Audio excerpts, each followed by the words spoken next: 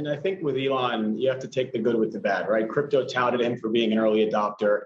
He was one of the first real institutional corporations to buy Bitcoin on their balance sheet. And now they're chastising him for bringing forward, I think, conversations that are probably happening, and frankly, happening in boardrooms around the world right now between institutions, corporations, treasurers, CEOs. They have to think about the consequences of their investments. Now, the informedness of those tweets, or the public format in which he is making those statements, creates a little bit more of a opportunistic trading environment for folks in the space. Let's be more specific for a moment. Are you frustrated by Musk's ability to move Bitcoin? I mean, what does that tell you about the market fundamentally?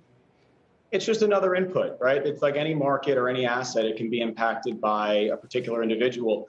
Again, Elon was both positive for the market and still continues to be. He's bringing a lot of discussion around cryptocurrency to fold here with the more public community base. And honestly, whether it's psyops, and he does think that things like faster block time would make for a better cryptocurrency, or, this is more of a ploy. This could be part of his research spiral where he's trying to get public information from the crypto community.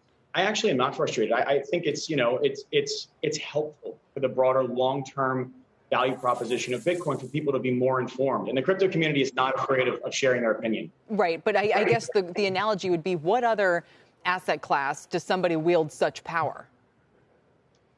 I mean, in traditional equities, you have, many folks that can impact a single stock. You have, the Fed or politicians who can impact macro assets like the dollar and gold.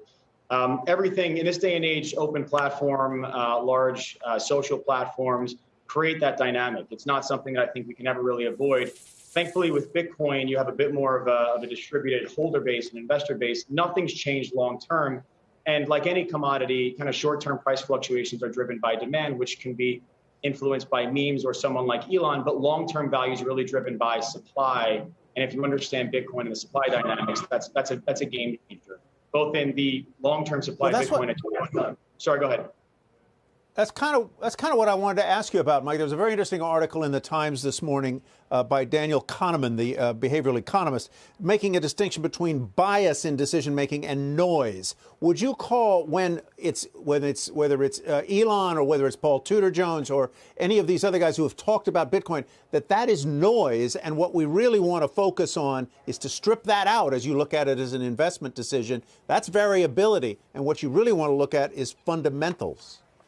Right. Stripping out signal from noise is critical. And I think actually that's part of Elon's take, is that he's going to something like crypto Twitter, a very, very adversarial platform, or one actually that's very constructive from a community standpoint, where he's throwing out these things that those are akin to a freshman in college taking 4 years of psych versus 10 years of cryptography, where he knows he's putting out kind of lesser thought out, less robust arguments against crypto so that the community can provide what I think viable long-term solutions and answers to those questions, which is great because, again, it's a massive, massive reach that crypto wouldn't otherwise have.